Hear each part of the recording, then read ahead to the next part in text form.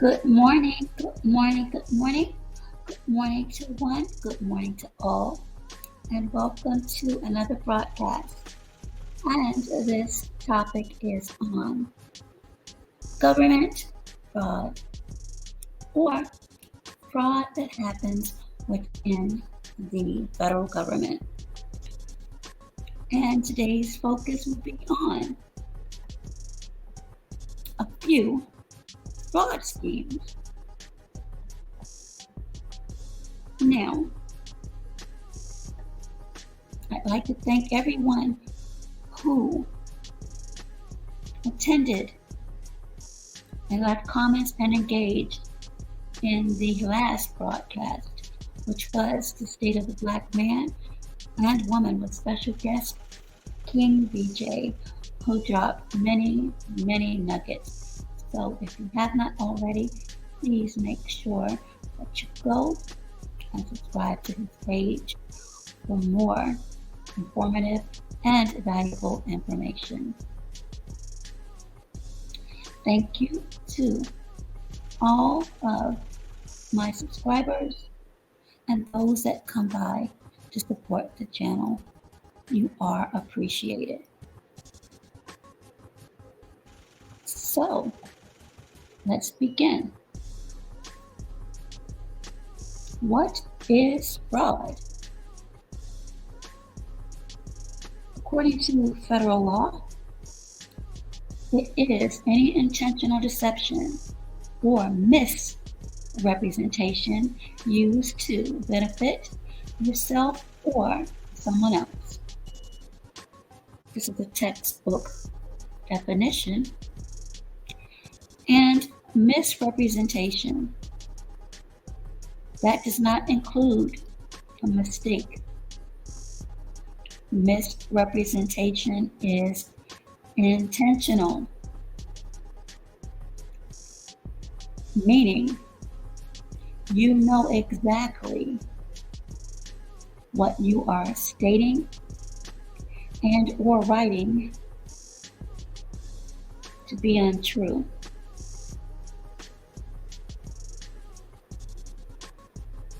Now, the types of fraud I'm going to cover tonight, and there are several, but for this broadcast, I'm just going to focus on a few.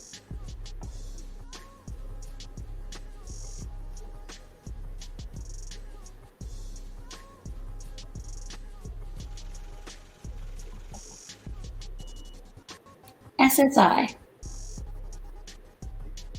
the acronym for Supplemental Security Income. This is a program of the federal government that provides monthly payments to adults and children who have low income and resources and who are blind or disabled.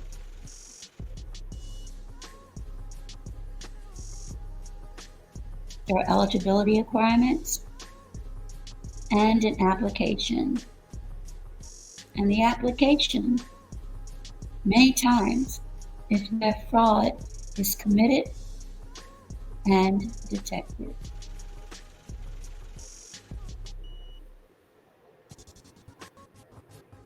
Now, as it relates to disabled, that also encompasses disabilities. People with mental health issues can be awarded supplemental security income. But the fraud comes in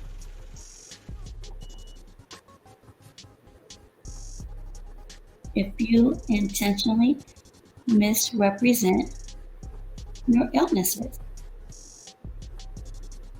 Now, I don't have an option at this time, at least I don't believe that I do, to put a poll up.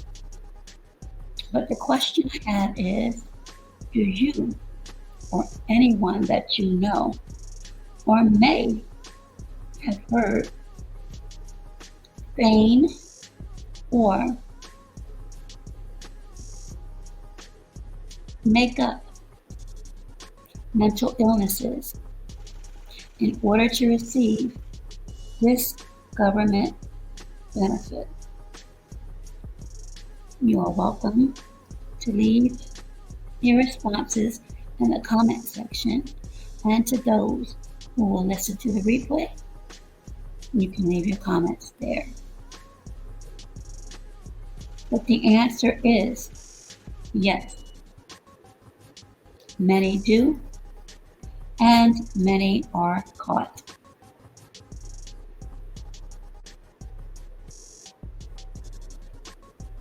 Now let me make a few things clear. This should be common knowledge, but because certain investigations are lengthy and many leads are abundant, the time it takes to continue an investigation and send it for possible prosecution, depending upon the jurisdiction, may lead those who commit certain fraud to feel as though they've gotten away. Rest assured, you haven't. And again, it may take years. Sometimes it may take less than a week. It really depends. But rest assured, if a tip comes in to the hotline or hi there from Facebook, welcome. If a tip comes in, they're all logged and investigated. And there are several types of investigations, but the two I'll focus on would be administrative and criminal. And hopefully the volume is good. I see some thumbs up. So thank you again to those from Facebook and YouTube for joining in. And if you have any comments, please make sure that you leave them.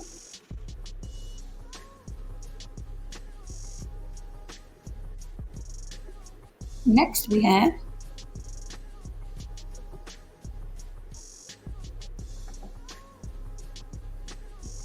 disability. Now again, any statement, verbal or written, must be signed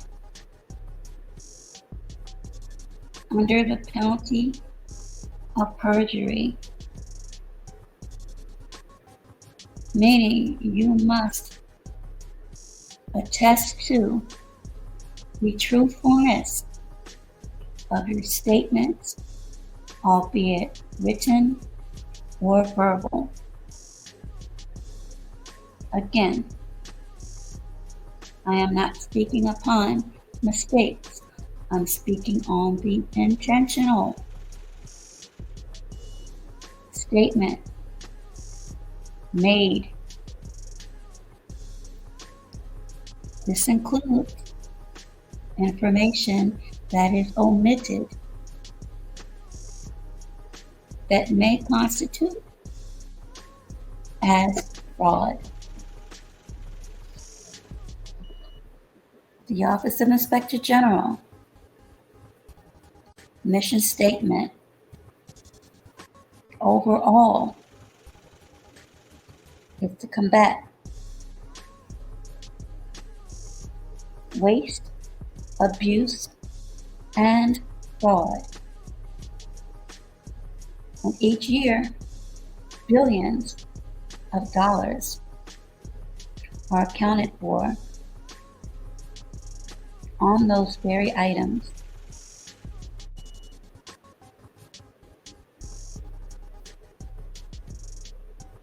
Now, as it relates to fraud,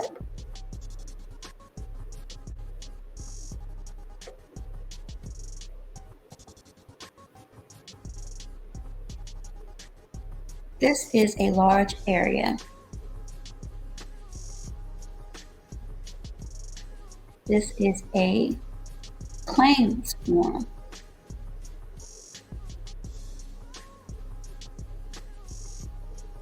You see CHAMP VA, TRICARE, Medicaid, and Medicare.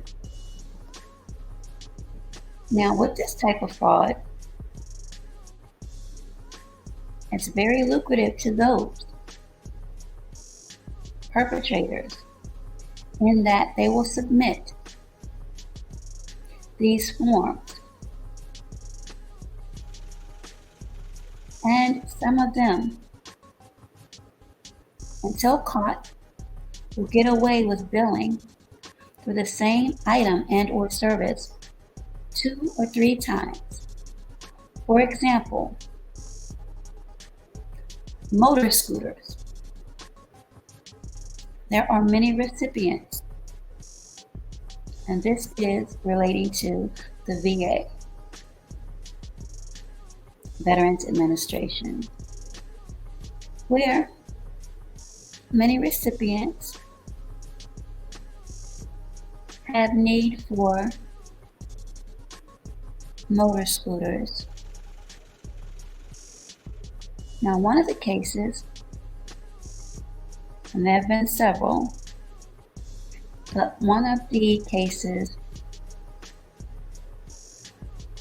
that was highly publicized and investigated was including the Hover-Round.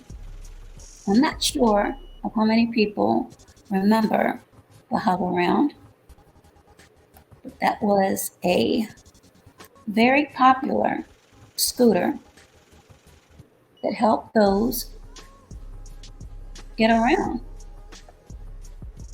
without the assistance of many others. They could still have a feeling of independence. Now, the problem with the Hover-Round was the company, there we go, the company would submit claims forms. However, they would bill twice, and then the doctors would bill, and then CHAMP VA would bill, and this would go on for months, even years before audits were done and it was picked up. And during the investigations, you would see line items that met the same Hover-Round, the claim number, the date, and the recipient of the Hover-Round scooter.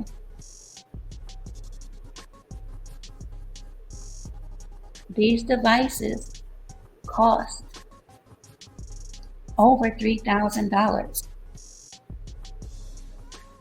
And when you split that among those entities, that's a lot of money that went out, especially when you are double and triple paying those. So the companies were investigated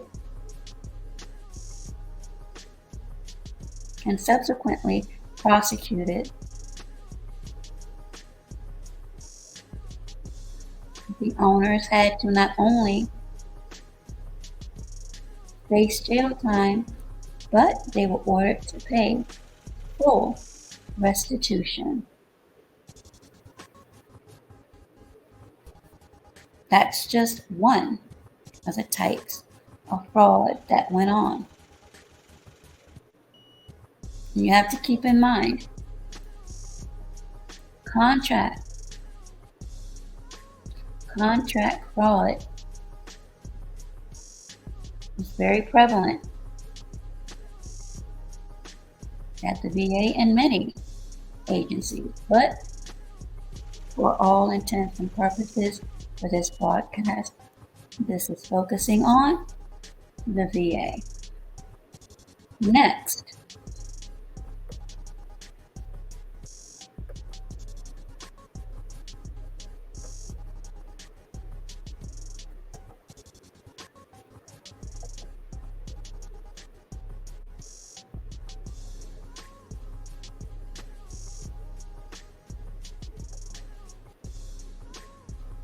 doctor shopping.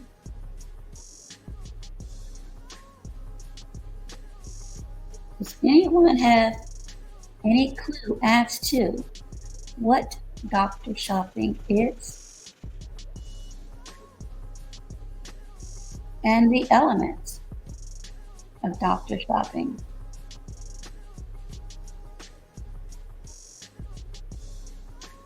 I'll give a few moments to see if anybody has an idea.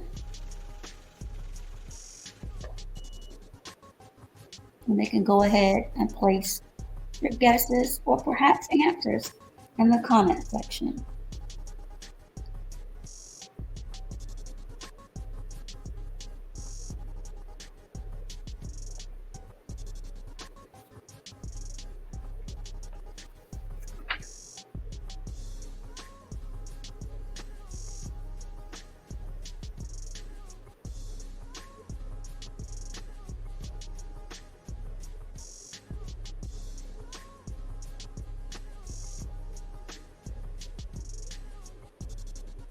Okay.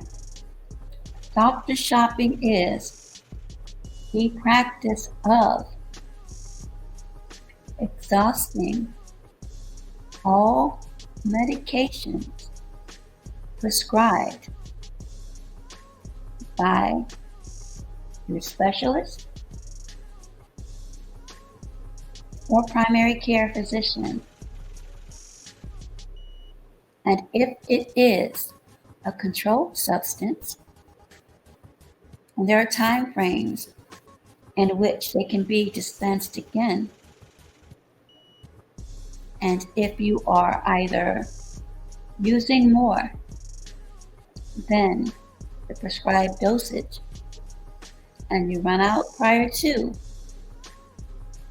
the time in which you are legally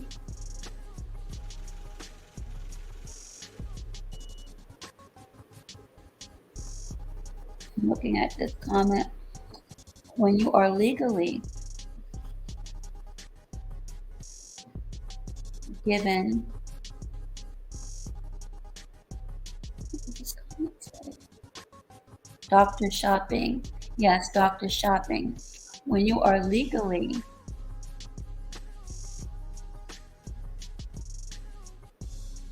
provided your new refill, you go to another physician in another jurisdiction, another state,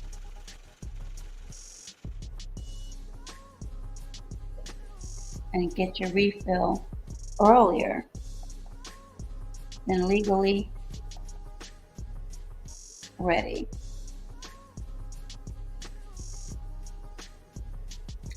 Good morning, Andrea, and welcome back. Andrea says, I'm not a veteran since getting disability. Doctor's fraud with blood work. Tests never taken. Wow.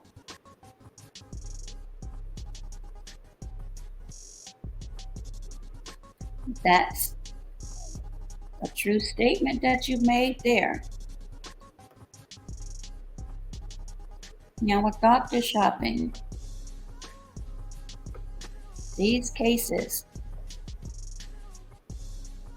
are extremely dangerous, and what happens is, if you run out, as I mentioned earlier, of your medication and you go to another state and you are dispensed these medications,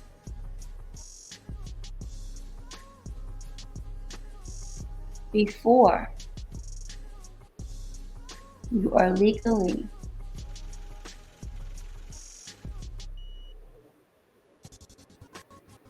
bound to receive them, you are flagged. And in the state of Maryland, the system is CRISP. That is a database that flags individuals whose names come up frequently for refills of the same medication. And normally during these investigations, it is found that the individual is either selling these prescribed medications or they're abusing. When you are flagged, you run the risk of not being seen by that physician and being regulated by the state. Now, many may not think this is commonplace, but it is very prevalent, especially when it comes to medications such as oxycodone, Oxycontin, and fentanyl. And as it relates to VA, one fentanyl pop can run around $1,500 to $2,000, and those medications, meaning the fentanyl, is prescribed for breakthrough pain. It could be cancer or other ailments that cause excruciating pain. And again, fentanyl is several times stronger than morphine. So you have to keep that in mind. Fentanyl comes in not only patches, but again, as I mentioned, pops or lollipops. Street value can go from upwards of $4,000 to $5,000, and a vial of 80 tablets of Oxycontin, one tablet, just one, could go for $80 to $100. So can you imagine a 30 supply vial of Oxycontin sold on the street?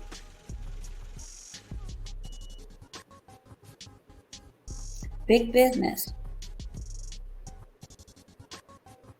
And while these prescriptions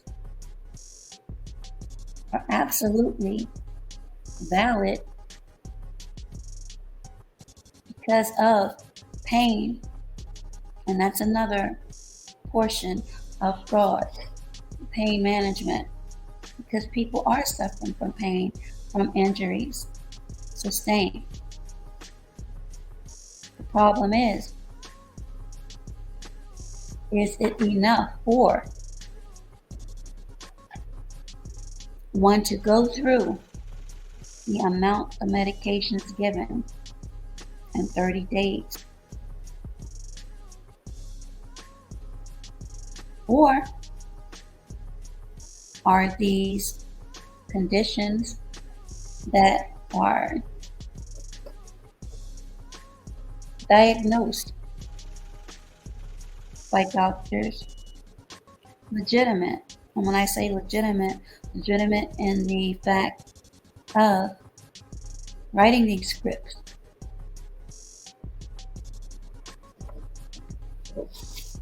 There have been cases,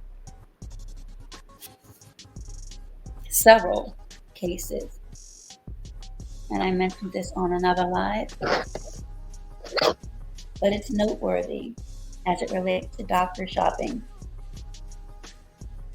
where you will have veterans who will visit a clinic or a center. They'll have their cane and they may limp or favor one leg as they're entering the facility. And upon leaving,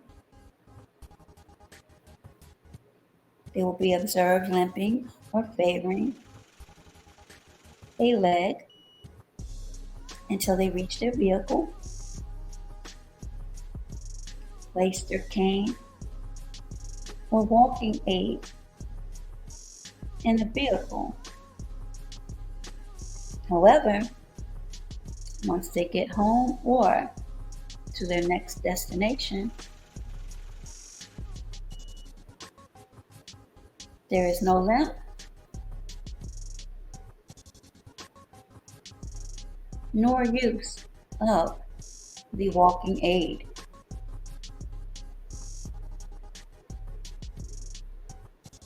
In fact, some of these are meeting up with others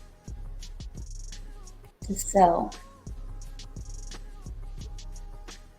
prescribed medications, which again can hold a street value depending upon what the medication is, in the hundreds and thousands of dollars. And unfortunately, a lot of these medications have fallen into the hands of the young adults, to include children.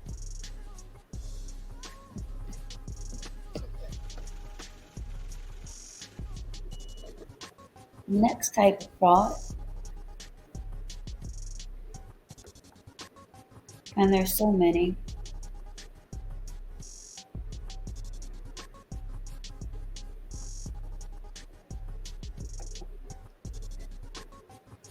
disability.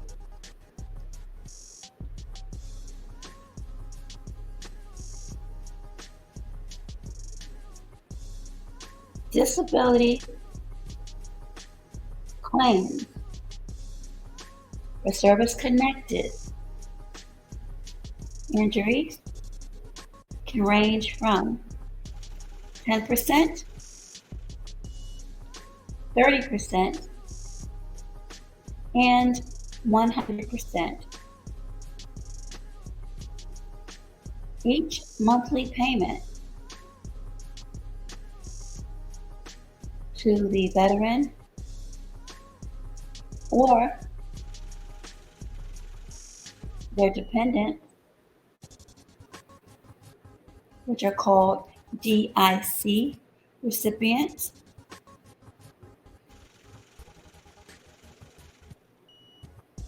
tax-free. And again, this is contingent upon an approved claim. And again, we go back to fraud, the validity of the claim, which is a process.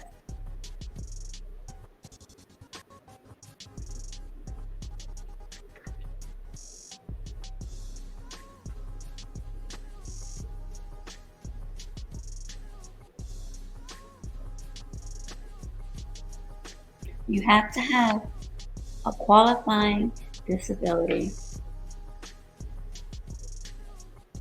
And then there are forms that must be completed. There's a review process,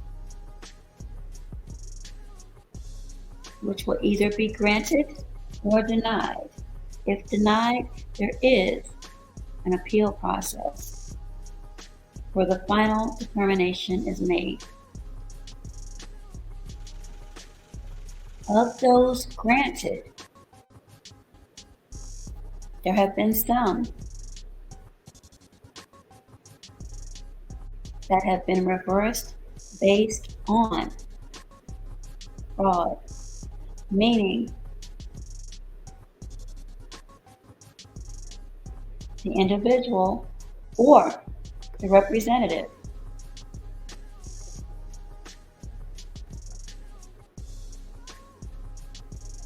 intentionally deceived the federal government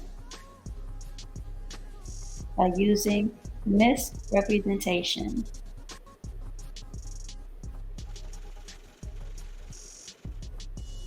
That could mean inflating an illness or disability.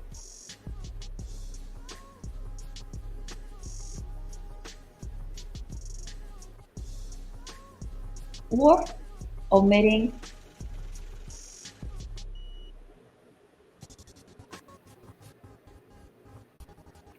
previous diagnoses. Now, the gray area with some of these disabilities, and one which has been extremely difficult to prove, and many know this and have gotten away with it, and that's fibromyalgia and any soft tissue disability.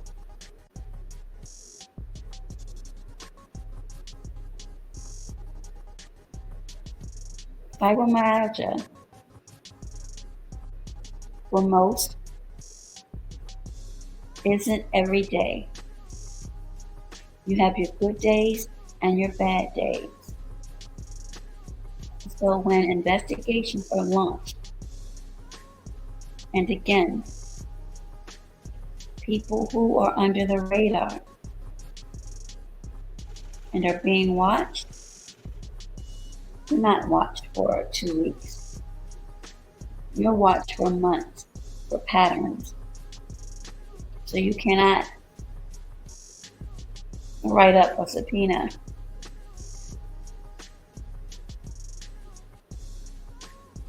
for someone who on Monday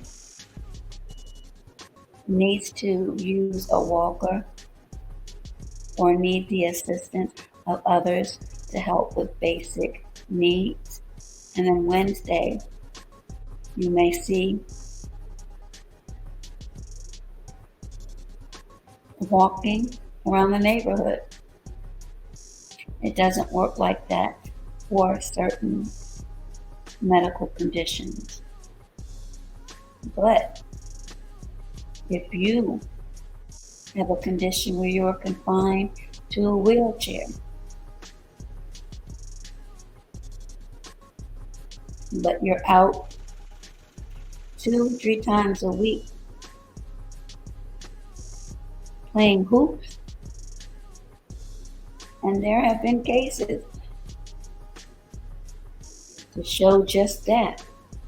That's a problem. And some of you wonder, well, how can that be?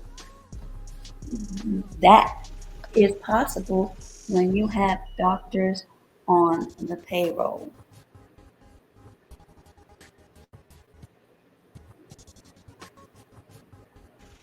And there are, unfortunately, many doctors on the payroll. And that is because if you have 10 people going to the same doctor and you're getting a particular benefit, percentage of that benefit is going directly in that doctor's pocket.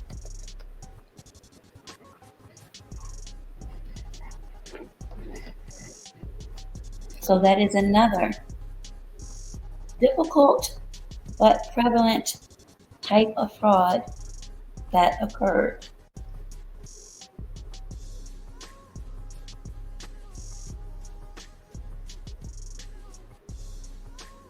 Next type of fraud falls under the umbrella of program fraud. This particular one I'm extremely familiar with.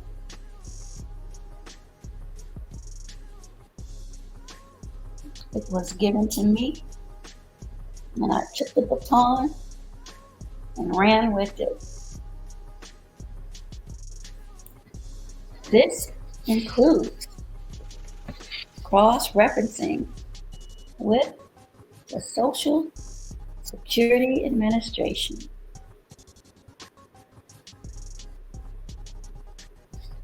And while this may seem a little bit morbid, it's real and it is costly to the federal government. This type of fraud program is called the Death Match program, and it is exactly how it sounds. Death match. Each agency, but this is directly for the VA, has programs in which monies are paid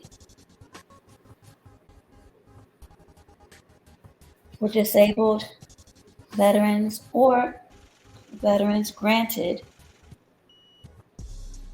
service-connected disability. And I'm going to focus on the highest paid, which includes those 100% PTSD or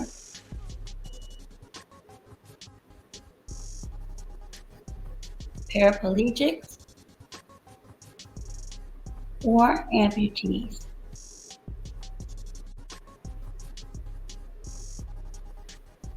Those payments, which again are tax-free, may range anywhere between $5,000 to $7,000 per month. Now, sadly, many of the recipients pass away.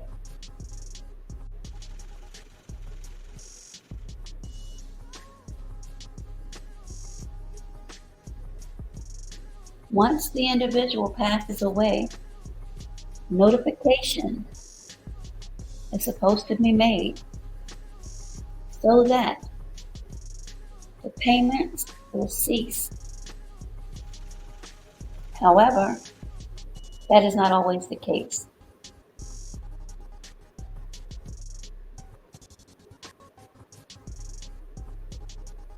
The spouse and or guardian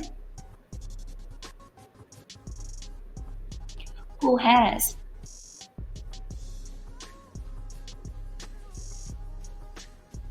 control over finances also known as personal representative,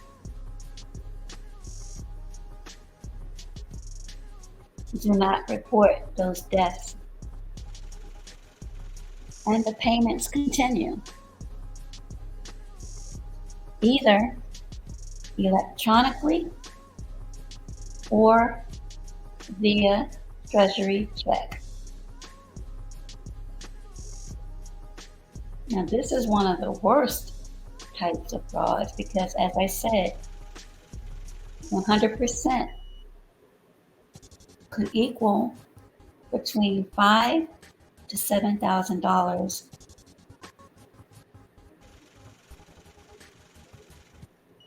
non-taxed payment. And if you multiply that by 1 year, you're looking at a very generous purse. But consider those that have gone for several years, collecting $5,000 a month. There was one case in particular with a spouse of a paraplegic who passed away. That death was not reported. The spouse continued to receive that monthly payment over 5 years. Each month, the Treasury check was endorsed by the spouse, but using the decedent's name. The Treasury check received between the 3rd and 5th day faithfully was deposited in SunTrust, which is now known as Trust Bank.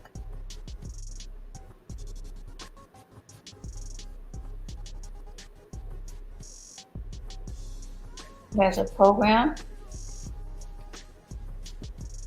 where you could obtain the actual image, just as you would at the ATM. This is a far more sophisticated system in which to deposit anything that you needed to know was on that check. And then if you had your liaisons, which I did, you would actually be able to obtain video footage of transactions at said bank. This particular case, however, was not prosecuted only because of the age of the spouse and because of how the jury may have had sympathy for the individual. Keep in mind that the spouse lived in a mini mansion and did quite well over the years. She was ordered to pay a portion, just a portion of restitution. And again, it always depends on the AUSA,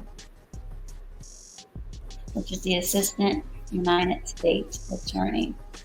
And you can find a wealth of information as to the types of these cases if you go to those websites.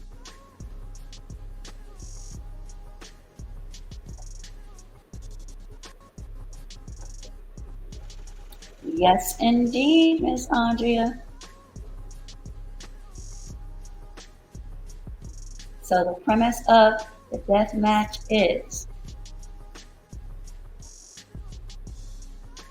quarterly reports will be sent and you match them. And if you find that a recipient is now deceased, however, benefits are still being paid, you have to cross-reference that. And you would be surprised of these spouses, or as I said, personal representatives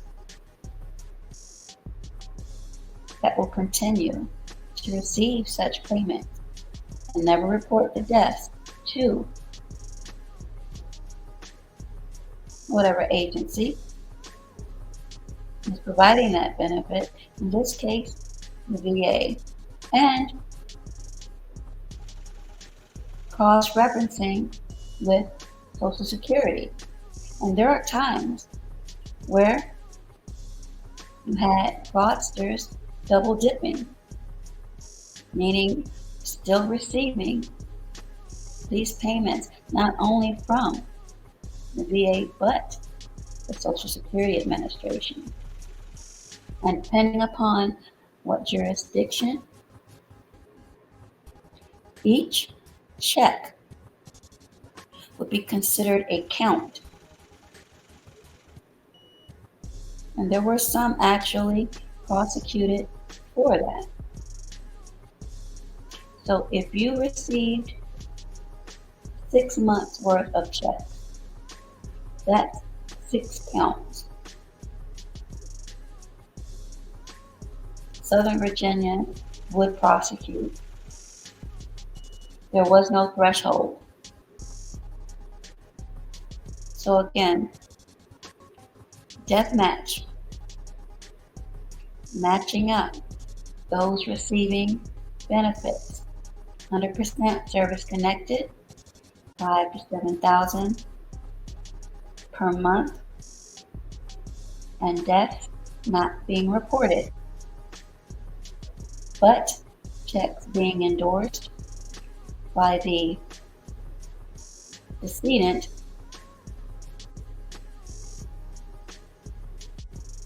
until it was caught. Handwriting exemplars also were used, and that is where the perpetrator is asked to continue to write with both hands different sentences in different contexts to ensure that this individual was the one who endorsed the Treasury check. And you have to keep in mind, not only is that fraud against the government, but you have wire fraud, bank fraud. It's just not an intelligent thing to do, but many, as I said, did this for so long before anyone even caught it. This was 5 years. And because of jury appeal, it would not be prosecuted. So again, this particular case, I'm not going to say it was a slap on the wrist, even though for all intents and purposes it was. The benefit stopped, but a portion of restitution had to be repaid. So that's a death match, doctor shopping, disability,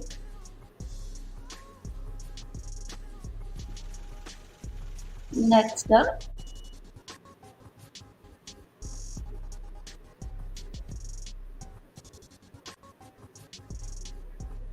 fraud by actual employees.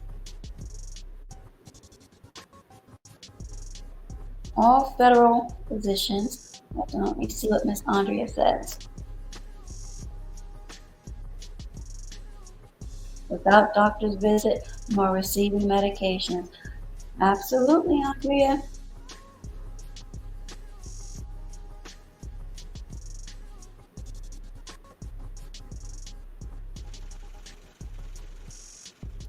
So the other fraud committed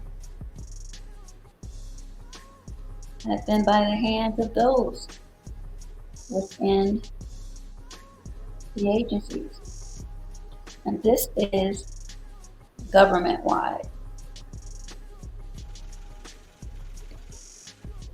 Government employees are to have a background of public trust. Those who need a secret or top secret clearance or a TSI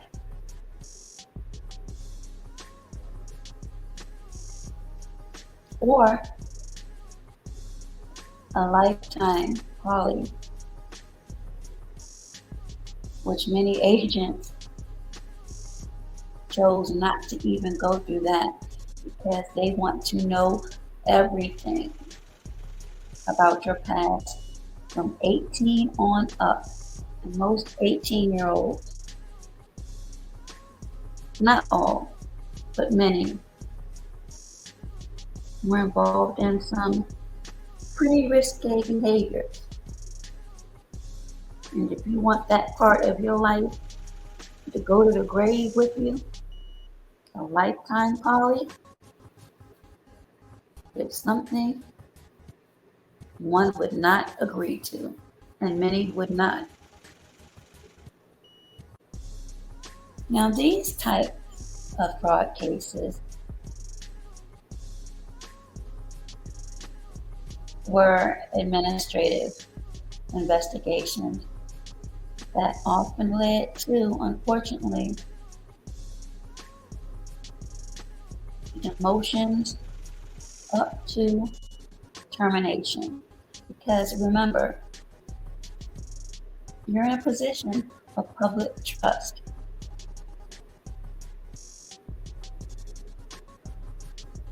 And when you're in a position of public trust, there are behaviors and ethics in which one must follow. You're automatically,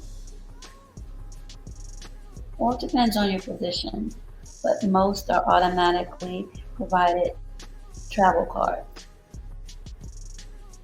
And depending upon your position, supply cards. And depending upon your position, fleet cards. If you had G rides. And with each, there are SOPs, which are standard operating procedures, in which and how the use of each of those cards were to be used. Now, most with take-home vehicles, and I think that is really demon time for many.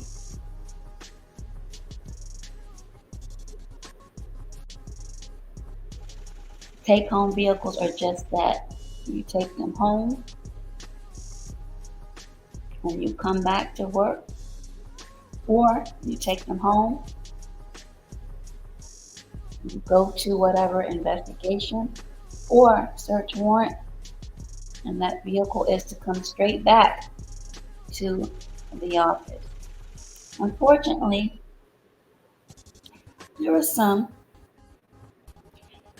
that could not follow that simple direction. They were to stop off at dry cleaners, grocery stores, or if they had a paramour, if you will, it may stop off there. The dangers in that. Car accident, which have to be reported, and an explanation as to the particulars of those accidents. And there have been cases where those vehicles weren't home to work. They were home to an errand or two, and then back to work. And that is fraud, because you have been entrusted with a government vehicle.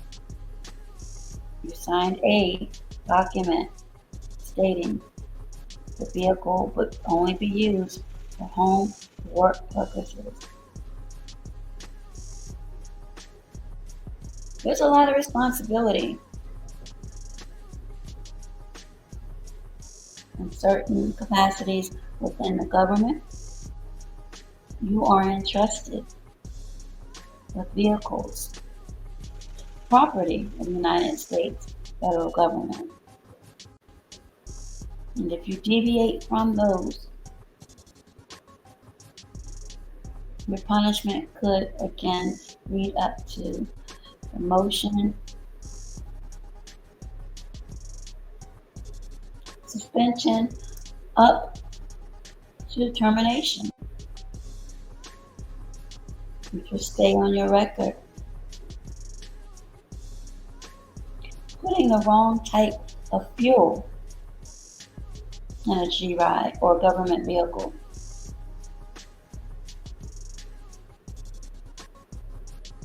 will deem you necessary in writing a memo explaining why you used the wrong fuel. You are also responsible for maintaining the maintenance. And when I say maintenance, the government would pay for it, but it was your responsibility to ensure that the required maintenance was done on the vehicles, to include the oil change, ensuring that the vehicle was clean, and all of the items inside, especially if it was with a police package, that everything was in working order.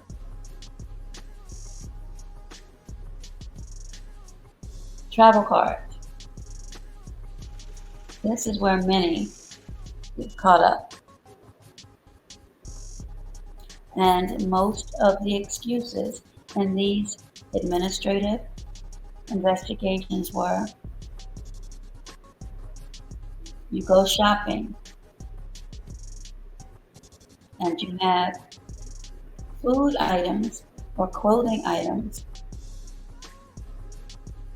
or perhaps weekend getaway trips on the card.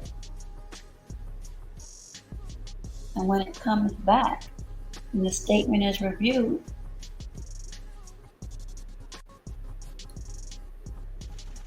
the answer would be, oh, I accidentally used the wrong card, or, oh, my wife accidentally took the wrong card out of my wallet.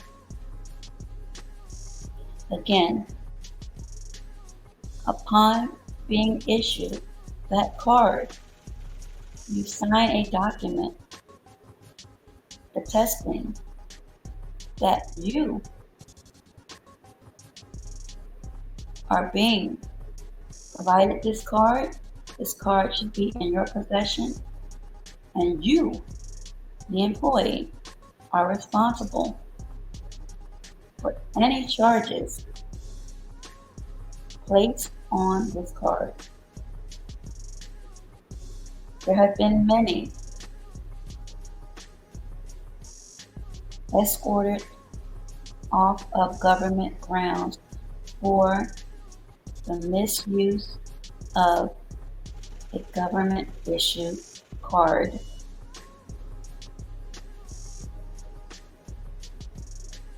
My advice, keep your card separate.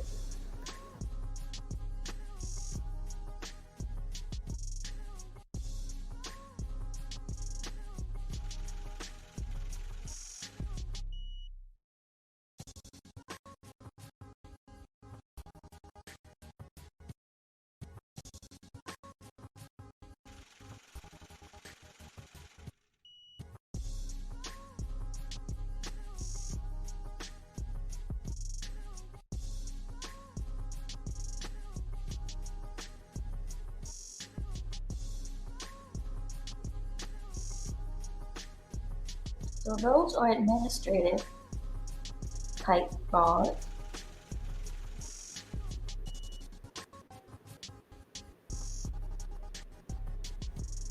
Very, very prevalent, and some actually are errors. However,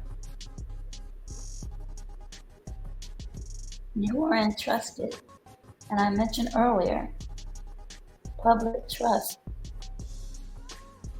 That is why it's extremely important for you to know when you attest prior to receiving those cards, you know exactly that you can be punished up to termination for the misuse of funds, even if you pay it back. Public trust weighs heavily.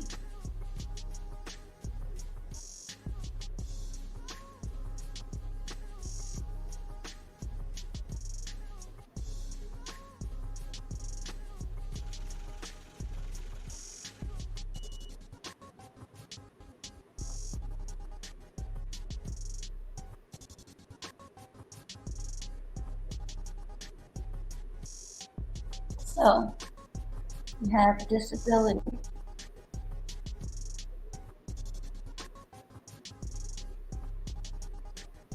Doctor shopping.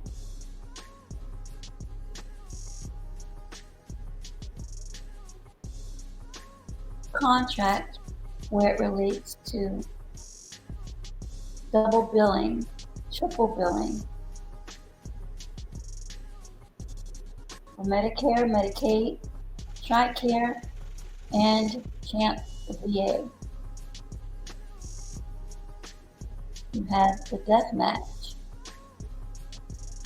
where decedents' deaths are not reported and payments still are dispersed to family members and or personal representatives.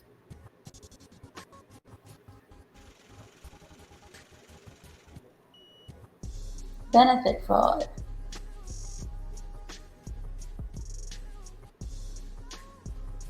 Claiming disabilities that you do not have, but working and paying doctors who attest that you do have disabilities.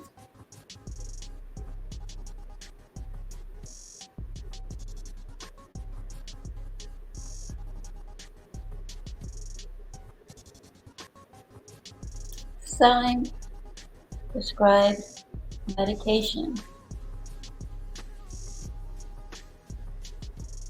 with street values, again in the upwards of hundreds and thousands of dollars.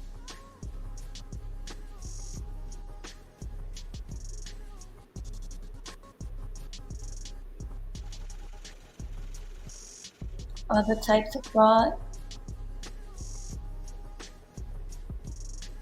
selling of SmartTrip.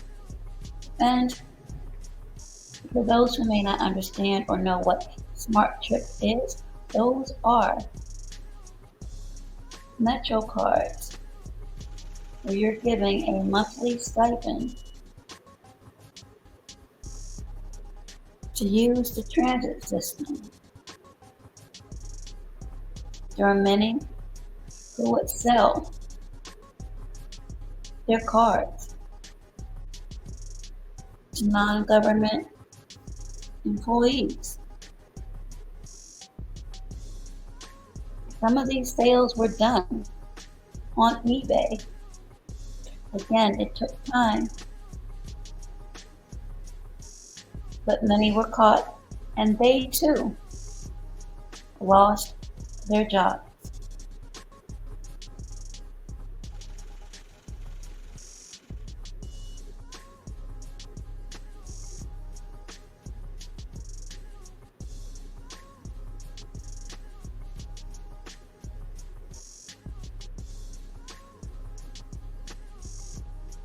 And the last fraud type for this broadcast is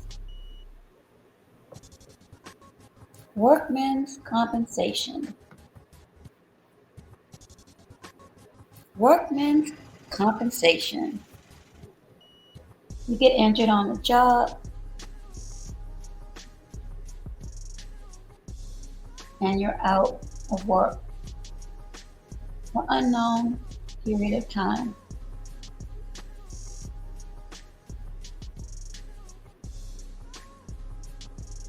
But investigations show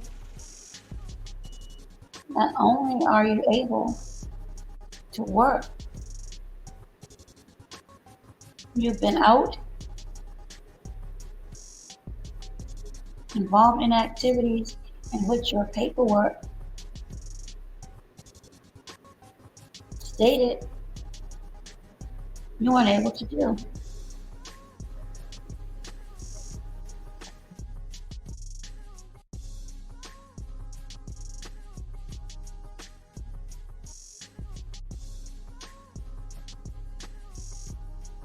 Those also came with immediate termination from the Office of Workmen's Compensation. So again, those latter investigations were administrative in nature, but you would lose your position immediately. So again, definitely not worth it, especially if you've gone through the rigorous first step of being granted a position of public trust. And that's exactly what that means, public trust. And that will follow you. So those are just a few, and there are many. If you look deeper into contracts and nepotism, subcontracts, family members, friends, grants,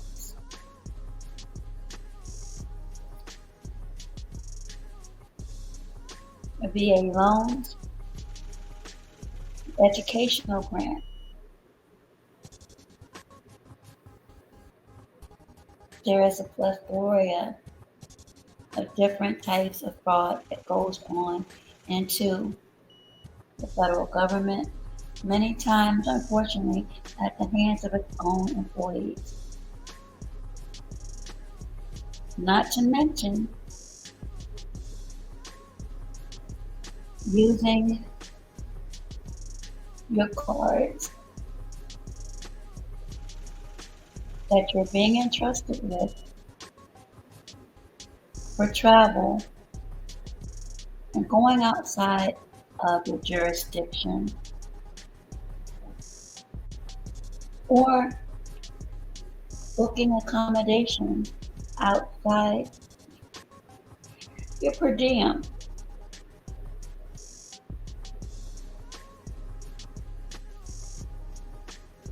Your mission is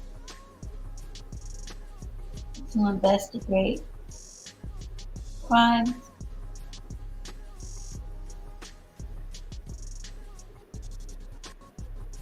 to conduct search warrants. You're not on a mini vacation. However, some wanted to be put up in the most expensive hotel.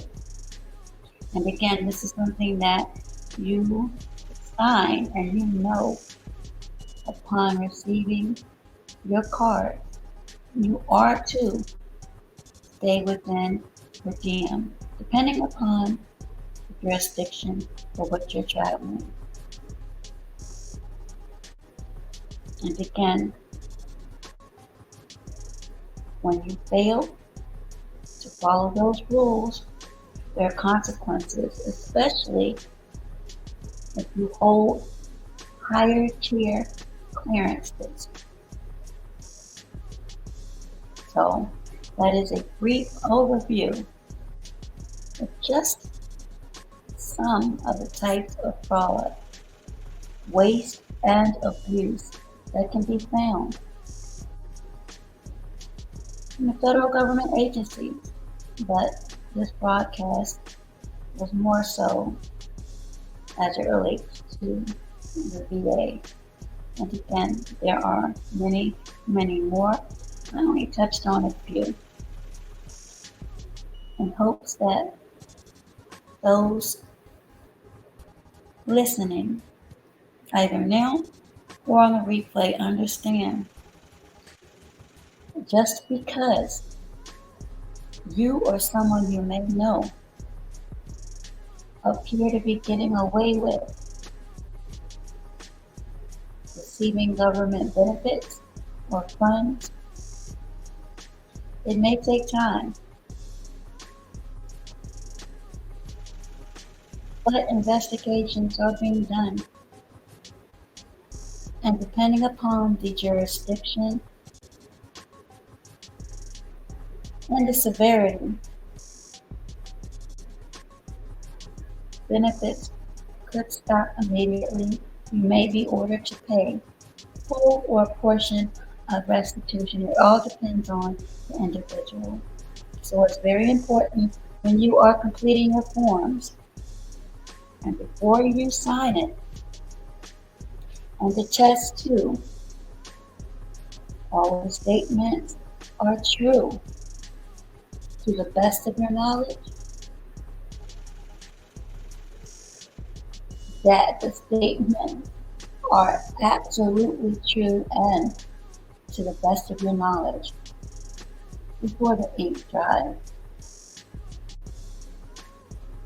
And make sure that you have not omitted, not admitted, but omitted any information that may sway the determination of the benefits you seek. So this will end this broadcast on government fraud. I hope the information has been beneficial and informative to some that may be interested in what types of cases are investigated and what types of punishments are rendered in these investigations.